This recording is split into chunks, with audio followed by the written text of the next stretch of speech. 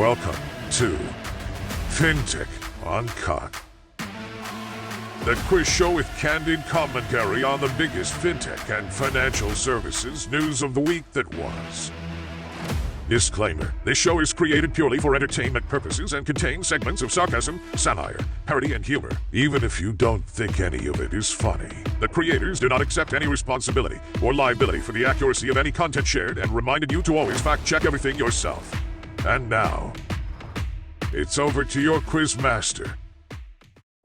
Hello everyone! Welcome to Fintech Uncut, the quiz show with candid commentary on the biggest fintech and financial services stories with the wise guy, the other guy, and Judge Mary. It feels like ages since we met, although we only missed 2 weeks. Welcome back everyone. I cannot wait to see how sharp you guys are to kick off episode 18. I'm Rick Kuckelbergs, the host of the day, eager to know who will win this week's quiz. Will it be Chris, the wise guy Skinner, Andrew, the other guy Forster, back in Europe by the way, or Judge Mary cannot win. She's the only one who doesn't get any points. Aren't I always winning, Rick? Anyway, she's the judge and she will define who will win. Let's start with the first question. And the first question is always about the big news. However, is it that big of a news? Who invented the wheel this week? Michelin tires reinvented the wheel this week. Their Optus airless tires are about to go on trial in Singapore on a fleet of DHL vans. You asked about tires? They've reinvented the wheel. I didn't ask about tires, I asked about wheels. Exactly. Who reinvented the wheel? Michelin tires. They reinvented the wheel, made an airless tire, and it's about to go on trial. Nah, I mean, it's more likely to be about the Bloomberg story that I read with interest about a guy called Niko Toza, who's a Croatian and made millions in the gambling clubs of London and Europe some years ago, actually, basically by reading the wheel. And I don't know if you saw this story, but they all thought he was some computer math wizard using some embedded device in his glasses to see what the wheel would land on. But all he worked out is if you had a dodgy wheel, as in it been there for a while and it had bent into a certain corner, then you could pretty much guess where the ball would land based on the dodgy wheel. And wow. Yeah, it's an incredible story. And he wasn't bucking the system, but the police and everybody was after him for years and saying that he was, jacking the system, but he wasn't. He was just reading dodgy wheels. Well, at least that was wheel related and money related. But and I had read a story, actually it only broke 2 days ago, that does have to do with reinvention of some kind of a wheel, but I can't figure out what kind of a wheel it is. Are you guys all aware of the Digital Currency Monetary Authority, the DCMA? I wasn't even aware that this was a thing. I'm not aware. So the DCMA have just announced at the IMF Spring event, right? And this is genuine truth. They've announced a universal monetary unit, a UMU. It's a CBDC of CBDCs, right? So try and get your head around this. And it's for banks to be able to attach SWIFT codes and bank accounts to these universal monetary unit UMU wallets so that they can completely bypass the correspondent banking system for international settlement. It sounds like they're reinventing a whole lot of things that already exist, like SWIFT, correspondent banking, and a whole lot. But then again, Bitcoin.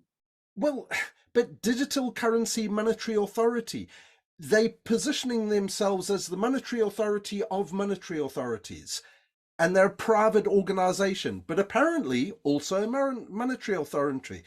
And we're given airtime at the IMF. So it feels like this is something that I should have already known about, but didn't. And I'm very glad to hear that you guys didn't know anything about it either.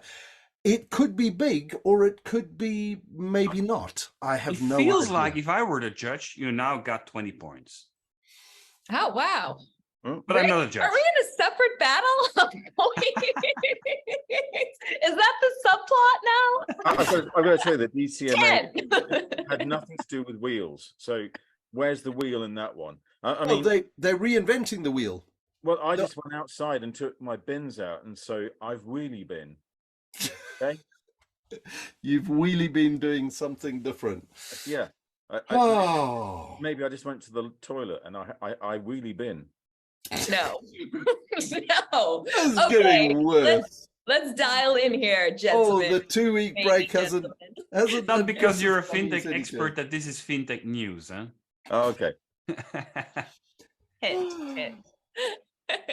I'm guessing this has got far more to do with something like Visa, who made a major announcement this week, in their view, which was to allow interoperability between Zelle, Venmo, PayPal through Visa Plus. And it sounds fantastic, except that most of my European, commentators who came back to me when I put that on Twitter said, well, what's new, guys? We've been doing this for years. Exactly. That was my thought when I read the story, because I thought, why is this even a story? I mean, in Europe, Chris, if you want me to pay you some money because I owe you for the steak dinner that we had, you give me your IBAN, I send you some money. Job done. What's all this nonsense about, oh, have you got PayPal, Venmo? What? Mary, please shed some light on this. Why is it so damn difficult in the States? Were just you pay invited as person well to for that person. steak, Mary?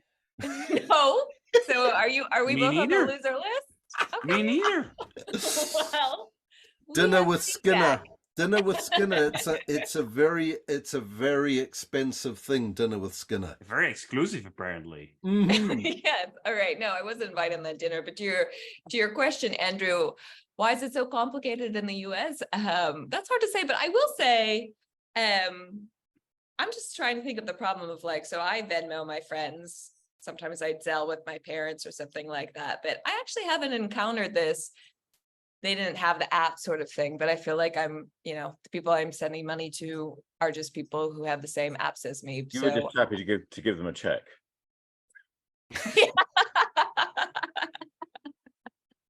So not such a big news, actually. But it's not a big news at all for those of us who have had peer-to-peer payments for decades, have we? All right. But literally, it feels like decades that we've had this in Europe, and the Americans are going, oh, we need to solve this problem because we haven't got the same apps. Well, you don't need the same damn apps. You just need a bank account.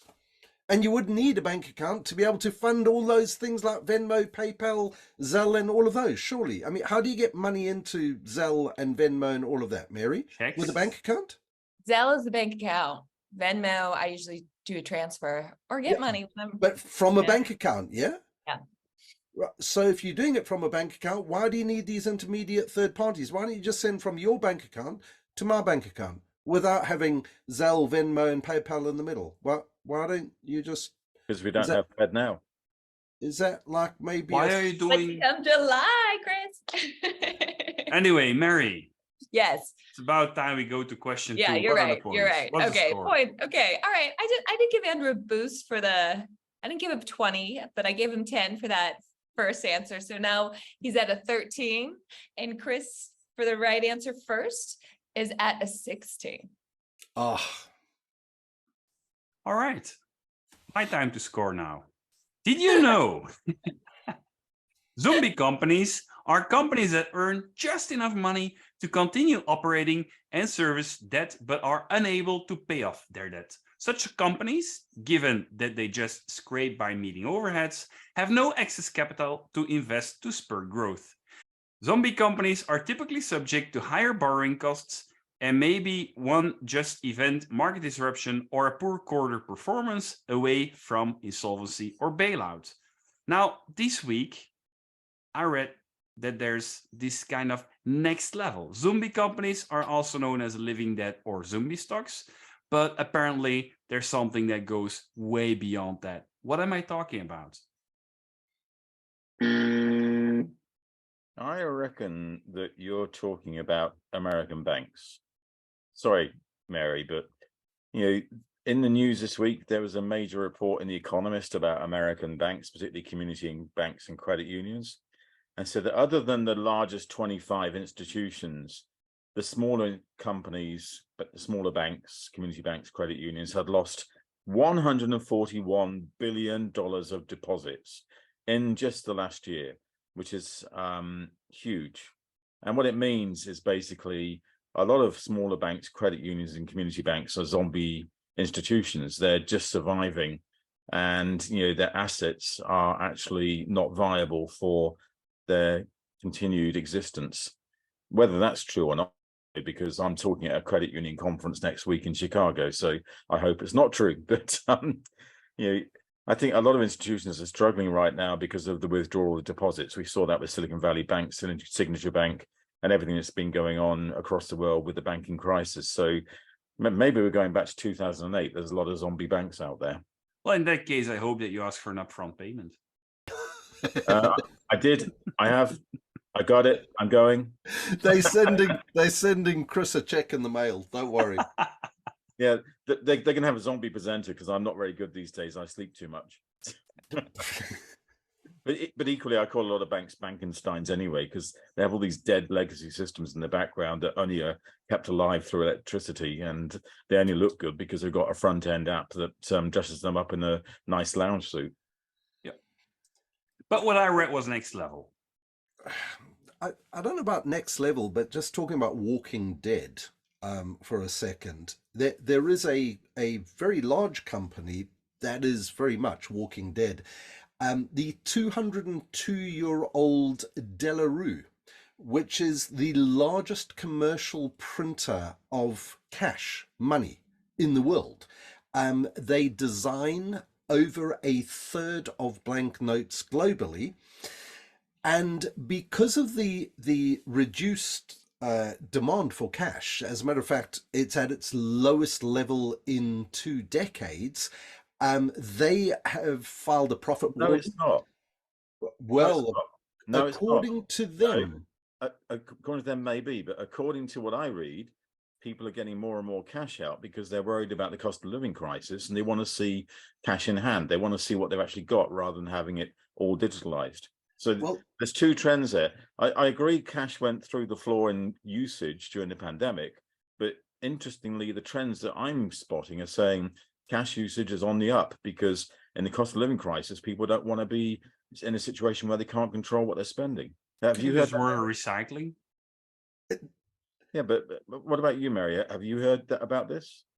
Yeah, I have heard about this. And I think we've referenced it in previous episodes, but like the envelope stuffing thing is back for like younger generations, but maybe more through an app. But yeah, I have been. People use it as a budgeting tool.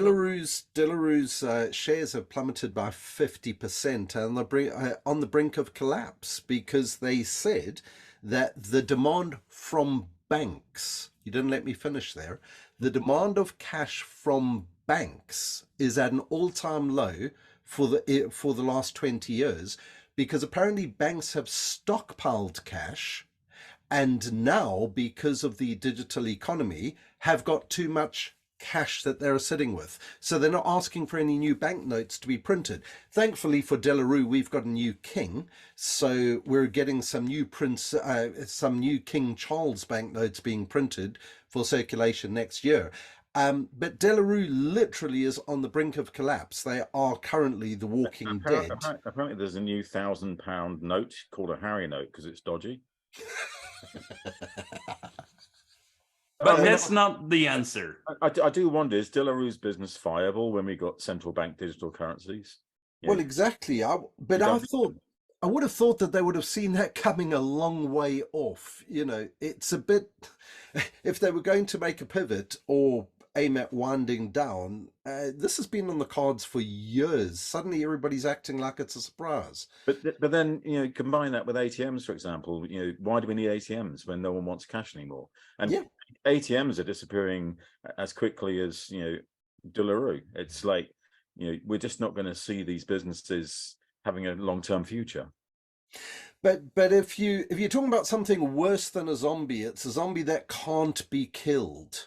And I would say that the story that you're after is the fact that FTX after having a spectacular meltdown and costing people billions, is now considering reopening, according to the bankruptcy lawyers. I mean, that's a freaking zombie that you just can't kill. And the thing that I really can't understand how anybody thinks this is a good idea is reading the report, or part of the reports to do with the bankruptcy, is some of the commentary that says that there were multi-million-dollar expenses that were approved by sending emojis to each other.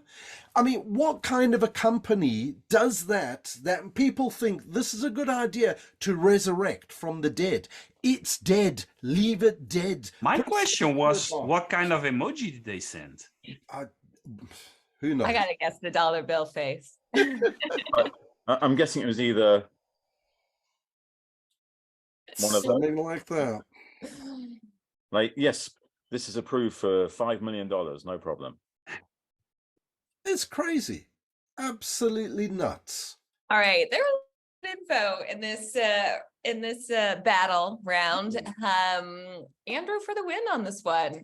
18, Chris 14. Notice I'm going higher with the points. I did notice that. That's because the calculator is here. I was going to say, I can't keep track, so. All right, my friends, next question. What makes a bank even more unpopular than closing another series of branches or ATMs? Keeping the branches open, but not handling cash in them. We missed out on a story from last week, actually, from ANZ Bank, because we didn't have a show last week. And Who's there was to blame for that? There was a story last week. Well, Christmas. Christmas. Now I really am time traveling. Easter was to blame for that. Not the fact that I was on holiday at all. Not that you were Thai traveling. No. But ANZ Bank have already started to push their customers to using ATMs, even if they've got a branch, the customers go to a branch, they want to use a branch, and they get told by the tellers, sorry, we don't handle cash anymore, you have to go and use the smart ATM over there. That must peeve off customers, surely. Is it ANZ or ANZ? I'm South African / colonial upbringing, so I'll still call it Z, not Z. Mary? No, that would feel insincere to me, or I would feel like I was posing. ANZ. I reckon this might be the story about the Indian central bank digital currency, the e-rupee, which, if you didn't spot it, has been rolled out. And in fact, the trial is reported in the Straits Times, where a fruit vendor is one of the first to be using the e-rupee in Mumbai, I think it is, just outside a bank branch, and said that they'd already got quite a few purchases through Google Pay and Paytm. So, like China, India will be one of the first nations to start closing down physical ops and replacing them with digital ops. No? How does it answer my question? Well, it's a good insight. It's very valuable insight, but Yeah. You were saying what makes the bank even more unpopular than closing branches? It's closing money. Stopping money altogether. Yeah. But it's not the answer to my question. I was going to ask a better question. I was going to say that what would make next week unpopular is it's not going to get better. But what would make a bank unpopular is using ChatGPT for its customer service. Although, again, another story that we missed out on talking about last week was that somebody had proposed replacing the Bank of England Governor Andrew Bailey with ChatGPT, as he'd probably do a better job. And right now I'm inclined to agree with that story. Does that work for every Andrew? Bam. Actually, the real thing that makes banks unpopular is when the systems go down. So TSB, when they converted to a new platform, were offline for about 5 weeks for quite a lot of customers. And just this week, their former CIO was fined £80,000 for his personal involvement in that disastrous IT migration. Whoa. Yeah, when you're in charge of doing a movement from legacy to new platform, you've just got to get it right. You can't fail. And although we talk about fail fast, fail first, you can't do that with live online mission critical systems. And we've seen this with quite a few banks, because the other one I saw, maybe this relates to it, is Cooperative Bank. Their app was suddenly down on almost every Friday, I think, for the past 3 weeks. So people couldn't get access to banking services. And I know from my own experience, and I'm sure you guys do, that when things don't work in apps, it's terrible when you have to actually try and contact the company, because most of them are not contactable. Trying to find the phone number in the first instance is almost impossible. And when you do find it, typically it's like, our operators are very busy right now. We'll be with you when we can get to you, which is typically about an hour or two later. Especially if you have millions of other customers having the same problem. I think the world has fallen to pieces, to be honest, because digital works fantastic, but when it doesn't work, then everything else is just nuts. And I had a just short anecdote, bad digital experience on my recent holiday. My phone drowned. I had to go and buy a new phone. Standing in the Apple store, present my credit card to pay for the phone. And of course, it's quite a large amount being bought in Thailand. So my bank wants me to authorize the payment in my phone. Well, my phone's dead. I can't use it. So how do I authorize the payment? So they want to send me a text message to authorize the payment. Well, guess what? The damn phone is dead. So how do I authorize the payment?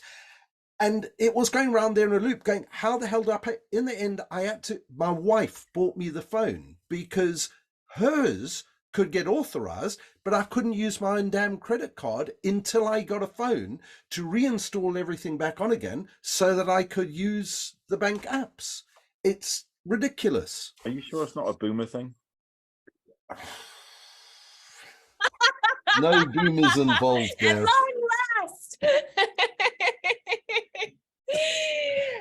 Anyway. Why do you think it's the Fridays that this thing was shut down? Is it do they do something on Thursdays? Yeah, they all got pissed. The employees were waiting for a new episode of Fintech Uncut.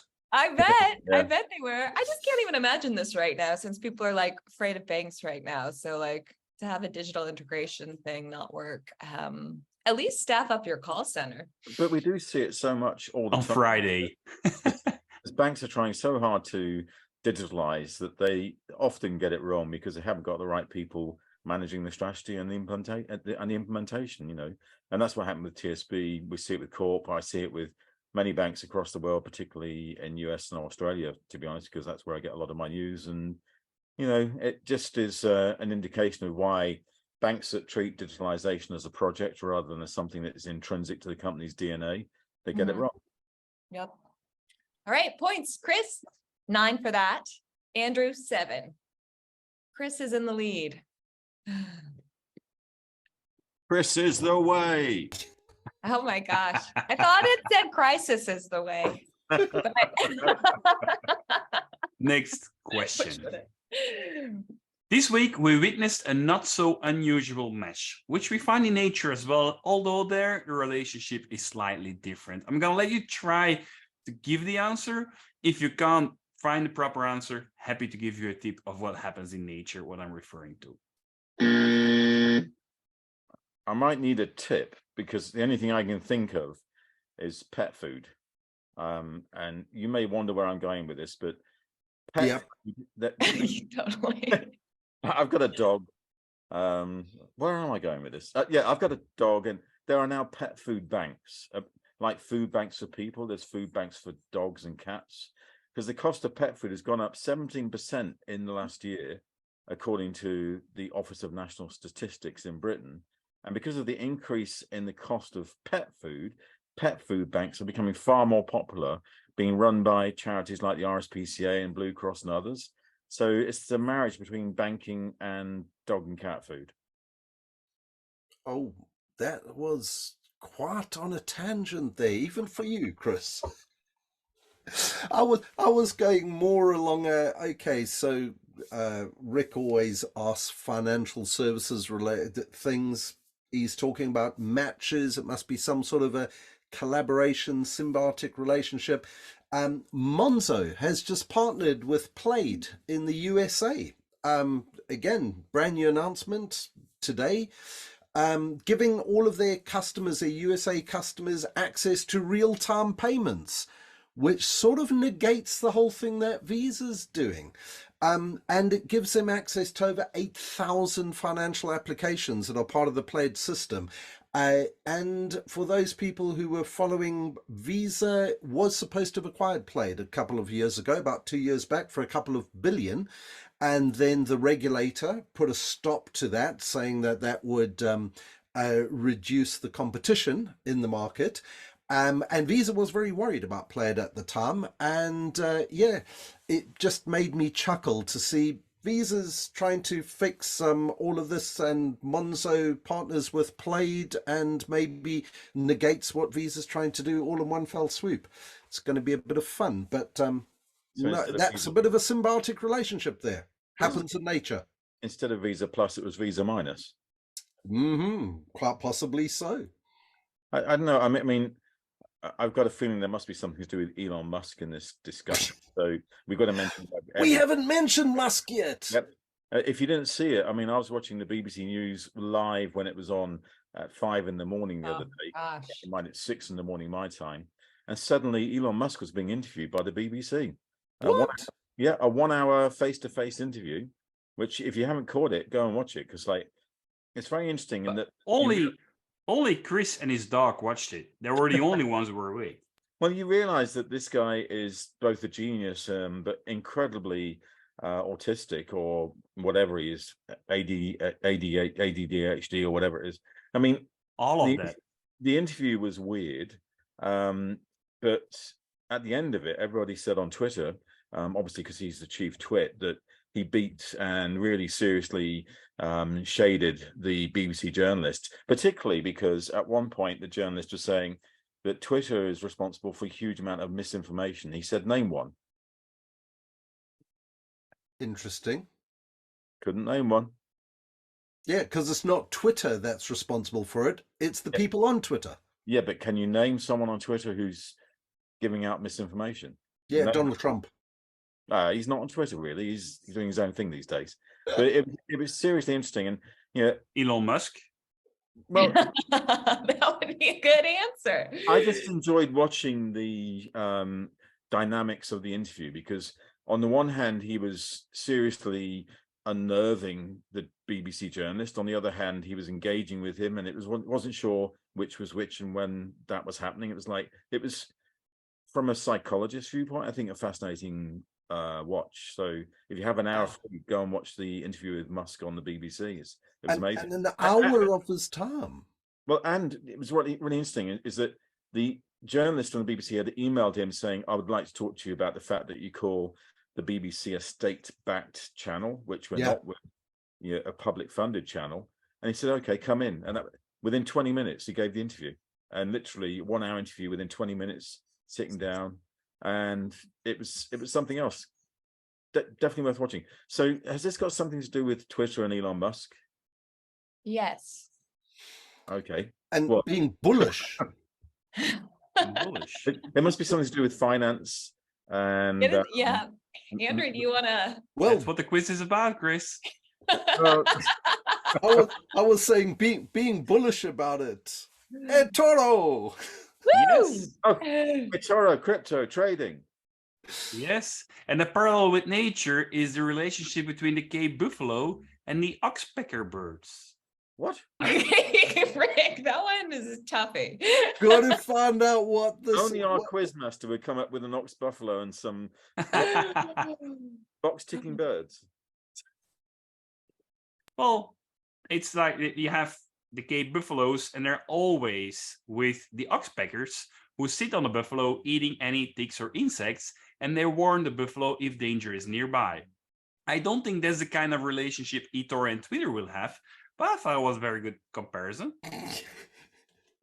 The only thing, so the the full story is that Twitter is now partnering with eToro to allow people to trade stocks, and they have got a specific hashtag or hashtag feature called cash tags that will now show the stock values and things like that. And it really is taking it along the first steps along the way that Musk has always been talking about, turning Twitter into a financial services super app. But I don't know about you, Chris. I mean, I'm not a trader myself, but when I do see the social media hype, the panic, we saw it last year with GameStop. Was it last year or the year before? It does worry me that Twitter will become a massive echo chamber and may introduce unnecessary and unprecedented volatility into stocks and share trading just because of the idiots on Twitter. Especially for smoking dope, which is what you have a hashtag for. How does that work regulatory wise? Because trading stocks is also locally regulated. No? It doesn't matter because they're not providing advice. It's basically if you choose to invest that way, that's your choice. It's just like gambling. And it's interesting in that in the British Premier League, they've just said that they're going to remove all gambling companies, particularly online gambling companies, logos from the shirts of players by 2024, I think it is, because they don't want to encourage gambling. And I think this is the core issue, which is, does this encourage irrational behaviors? That's the bit that worries me, is the irrational behavior, because now every idiot with a Twitter account will think that they're a stock trader, and you'll see people, it'll be the next crypto scam kind of a thing. Will now be, people will be posting stock recommendations. You still need an eToro account like you need today. Oh, you still need an eToro, absolutely, 100%. You still will need an eToro account, but I just think it will bring it to the masses, but not in a good way. I just have a concern, is that unsophisticated thought processes will be applied to. If you're a Gen Z or a Gen Z, for Mary's purposes, thank you. I'm hearing an old man talking. Like, if I'm going to do this, I'm going to do it. And if I get influencers I follow who recommend stocks, and I can just trade those stocks in a immediate similar fashion using eToro thanks to Twitter, fantastic. What's the problem? Like Elon Musk changing the logo of Twitter to his favorite cryptocurrency, not to promote it at all. It sounds brilliant, but we saw what happened with GameStop. I'll say again. It's that kind of thing. It was my favorite part of the Elon Musk interview, where the BBC journalist said, I believe you're going to step down. And Elon Musk said, I have stepped down. I'm no longer CEO. He said, well, who's the CEO? He said, it's my dog. It's like, what? That is a brutal interview. Chris, I did see the end, and that was very awkward. I didn't see the whole thing, though. Did the journalist just seem not prepared? I know, he had 20 minutes. He was prepared, but Musk was just sketchy. And specifically, there was that very awkward moment where he was asking the journalist to name a specific example of misinformation being spread on Twitter. And that lasted for about 5 minutes. And, the whole thing was quite sort of in your face. And at the end of it, I'd say a lot of people said that Elon came out of it showing that he's, the OG. He's a great guy. I'd say he's actually just very weird. Okay, yeah, that lines up. All right. Points. Chris, 7. Andrew, 8. We have 2 more questions. 2 more questions. We'll make them quicker. We are already half an hour in the show. Almost. So my next question is going to be a tough one as a host. You know that everyone's favorite moment. Dreamers is a band I never heard of, and they made a song I'm not sure I ever heard it, but it goes like, Just watch me fake it, until I make it. Just watch me fake it, until I make it. I try to make my way and never quit. My real life just doesn't compare to this. Just leave me dreaming, never wake me up. No, I can't believe it. I can't believe it. Every night, every. Andrew, we gotta put a shirt in our store with Rick's face. Man, I can't even. I haven't heard that song either. I'm not sure. I need to go and find it. The more I sang it, the more it resonated with something I must have heard somewhere on a commercial radio show, but I'm not sure. It works better with music. Anyway, what am I talking about? Fake it till you make it. No, you've disarmed the group. Like, you should have gone with Supertramp. Dreamer, I'm nothing but a dreamer. No, because the song is not the question is not about the dream. It's about the fake it till you make it. Faking it till you make it. Like any entrepreneur on there we go. Any entrepreneur on social media. Any entrepreneur on social media selling a course on how to get rich, because none of them are rich, but they're all faking being rich so they can sell a course on how to get rich. And how they get rich is from the course that everybody buys thinking that they're going to get rich. No? That's not faking. That's what you should do, Andrew. It is definitely what I should do. I have morals. They are very low, but I still have morals. It's not the answer to my question, though. Oh, bugger. If you haven't seen it, I think it's on a Netflix series, but it's all about Lucia Ignatova, who is the Bulgarian crypto queen.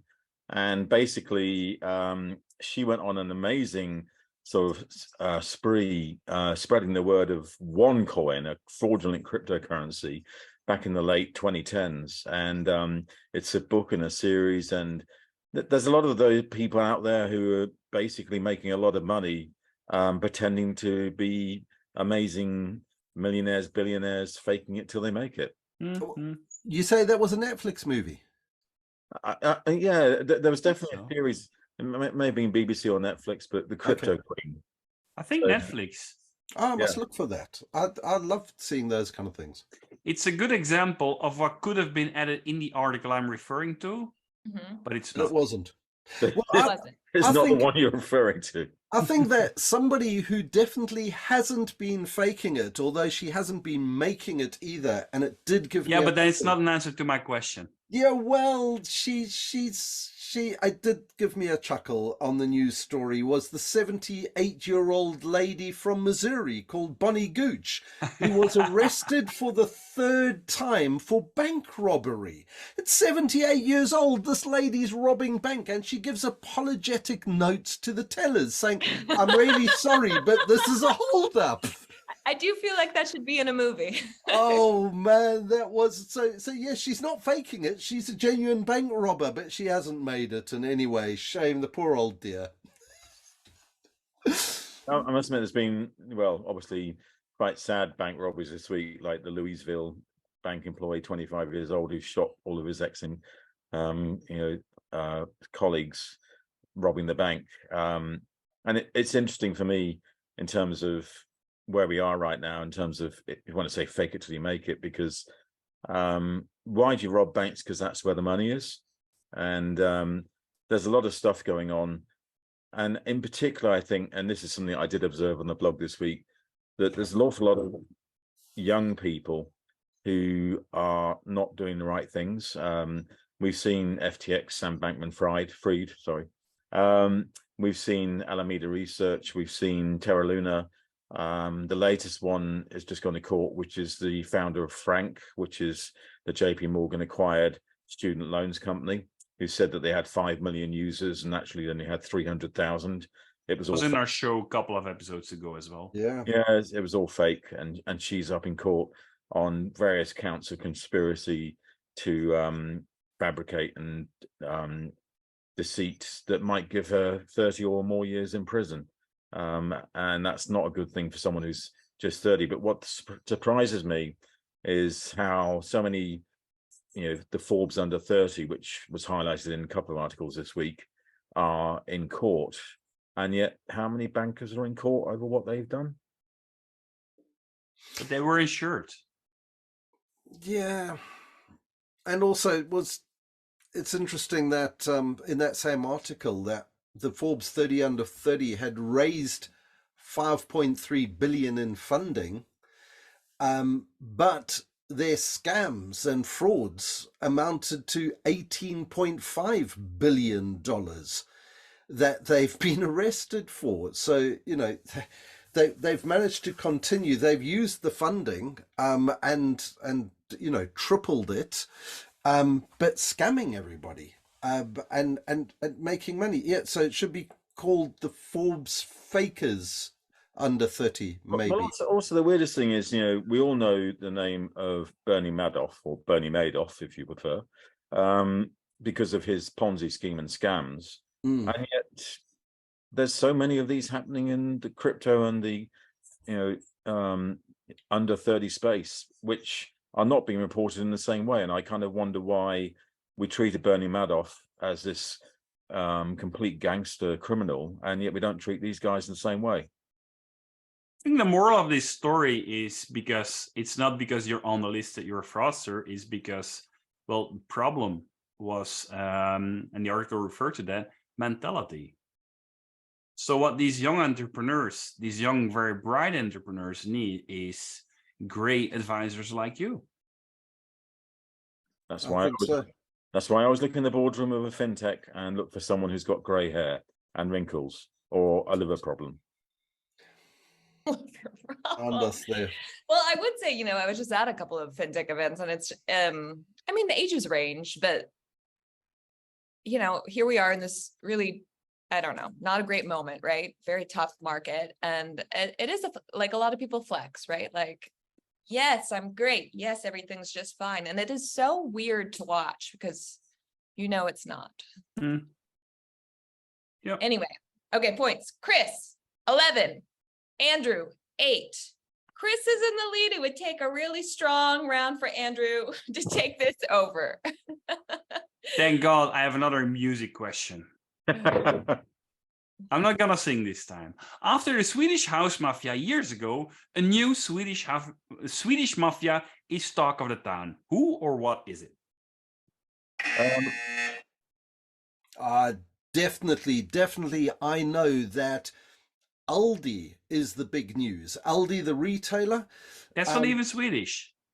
I know, but that's why they're the new Swedish mafia, because their Swedish style gravy granules have caused a massive uproar in the UK, because apparently they enable you to recreate the IKEA style Swedish meatballs perfectly. So Aldi are now, you know, they're now the new Swedish mafia, because there were so many English words in there I never heard of. I'll tell you, people do go to Costco for those meatballs. Well, you know, IKEA. I'm just worried. Were you saying oldie? Aldi. Old, Aldi. Not oldies like you. Not oldies like you. Oldie people go to oldie like you. But your answer, Chris, gets a lot closer to the real answer of this question. The oldie peoples. I was going to say it's don't you worry, child. Heaven's got a plan for you, and therefore it's going to be the Swedish actually taking you to heaven, because you know you need to have a good pension plan, and so you know I did see that. I should have done that. Much better question. I saw that Sweden's biggest pension fund fired their CEO this week because he's rubbish. Yeah. The investments he was making and structuring and organizing were just awful. And that's funny because Sweden, having spent a lot of time in the Nordic region, is viewed as a country that's very strong and stable. And I always remember being in Iceland, and they had this comedian as a presentation during the banking conference. No one knew it was a comedian until he started, a bit like when Andrew goes on stage. Chris Skinner. Yeah. And basically he was saying, well, the Norwegians are known as being very serious, and the Swedish are known as being very stable. The Danish are known as being quite challenging, and the Finnish are known as being drunk. Not that the Finnish want to hear that, but I'm sorry. To all my friends in Finland, you're Finnish. Well, I mean, I did my Erasmus in Slovenia, met a lot of Finnish. But what I learned from the Finnish is that they do boat trips for the drinking. Oh, So it makes sense. They come to continental Europe because it's a lot cheaper there, and they just take the ferry to drink. Not all Finnish do that, by the way. Not, To our not Finnish that that's got, listeners, not that that's got anything to do with the pension fund thing, unless No, that's where the not pension really. fund investments were going there. But Interesting. it's not often that a pension fund CEO is sacked for being rubbish. Well, and the interesting thing that I thought takeaway from that article was the number of investments that have been made in the recent failures. You know, the SVB that they had invested in, I think Silvergate as well that they had invested in. It was a number of the collapses that we've spoken about on the show over the last couple of weeks. So it was bad choices in American banks or American financial institutions that has ended up getting him fired. Sorry, Mary. Mary, did you Yes. see what was going on there? what?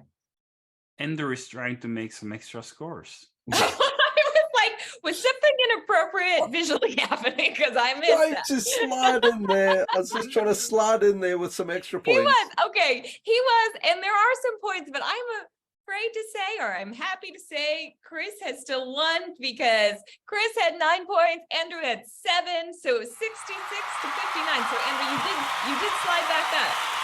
You earn yourself a power bank next time I meet you, Chris.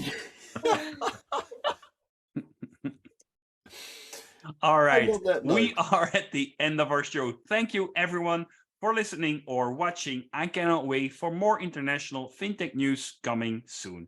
If you like the show, make sure you register on our website for the newsletter to be the first to know about new episodes.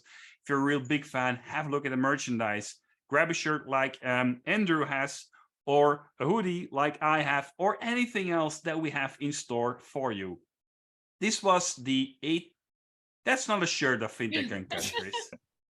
This was the 18th episode of Fintech Uncut. We hope to entertain you, your colleagues, your friends, connections and followers, cats, dogs, rabbits, and a lot more very soon again. Bye-bye.